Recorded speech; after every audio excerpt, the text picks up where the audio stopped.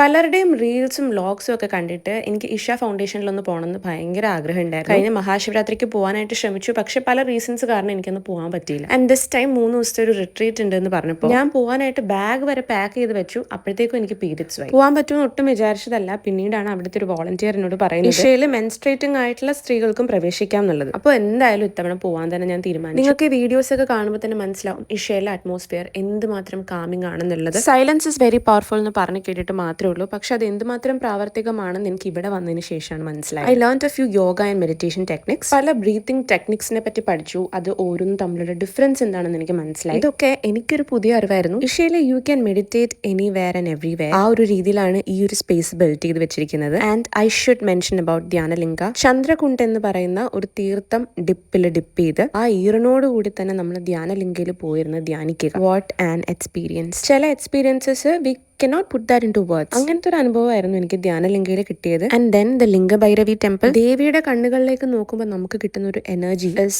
Something beyond words. നമ്മൾ അങ്ങനെ അവിടെ ഇരുന്ന് പോകും. പിന്നെ എനിക്ക് പറയാനുള്ളത് ഇവിടുത്തെ ഫുഡിന്റെ കാര്യമാണ്. വെജിറ്റേറിയൻ മീൽസ് ആണെങ്കിൽ പോലും നല്ല സ്വാദുള്ള പ്രോട്ടീനീഷ്യസ് ആയിട്ടുള്ള ഭക്ഷണം. ഇഷയുടെ വെബ്സൈറ്റിൽ പോയി നോക്കിയാൽ അവരുടെ കോട്ടേജ് നിങ്ങൾക്ക് ബുക്ക് ചെയ്യാം. ആൻഡ് അങ്ങനെ സ്റ്റേ ചെയ്യുന്നവർക്ക് ഭിക്ഷ ഹാളിലെ ഫുഡും ഫ്രീ ആണ്. അതുപോലെ ബുള്ളോക്ക് സർവീസസും ഒക്കെ ഫ്രീ ആയിരിക്കും. ഓടിക്കൊണ്ടിരിക്കുന്ന ഈ യാത്രയിൽ ഒന്ന് പോസ് ചെയ്ത് ബ്രീത്ത് ചെയ്യാൻ പറ്റിയ ഒരു സ്പേസ് തന്നെയാണ് ഇഷ.